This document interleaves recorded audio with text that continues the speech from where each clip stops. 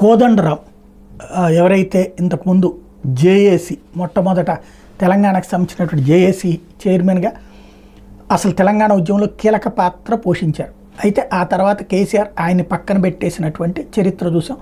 ఇప్పుడు ఆయన కాంగ్రెస్ పార్టీ సముచితమైనటువంటి గౌరవం ఇచ్చింది. ఎమ్మెల్సీ ఈ కాన్సెప్ట్ నడుస్తోంది. అయితే ఇప్పుడు చంద్రబాబు రేవంత్ ఇద్దరు కూర్చోబోతూ ఉన్నారు విభజన సమస్యల గురించి.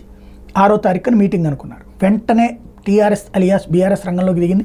హరీష్ రావు కొన్ని షరతులు పెట్టి రెచ్చగొట్టుడు చర్యలు ఆరంభించారు. నువ్వు అది చేయాలంటే ముందు 7 మండలాలను తీసేసుకో, లేకపోతే సీలేరు పవర్ ప్లాంట్ తీసేసుకో, ఆ తర్వాతనే మిగతా చర్చ చేయలాంటిది. దీంతో కోదండరాం రంగంలోకి దిగారు.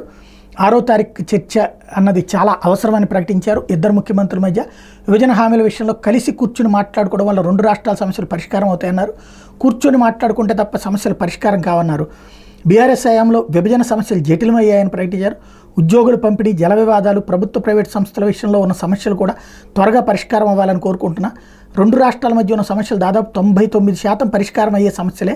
కూర్చుని మాట్లాడుకుంటే సొల్యూషన్ వస్తుంది. గతంలో జగన్ కేసీఆర్ మధ్య రాజకీయ అవసరాల కోసం మాట్లాడుకున్నారు తప్ప రాష్ట్ర ప్రయోజనాల కోసం ఏనాడు మాట్లాడుకోలేదు.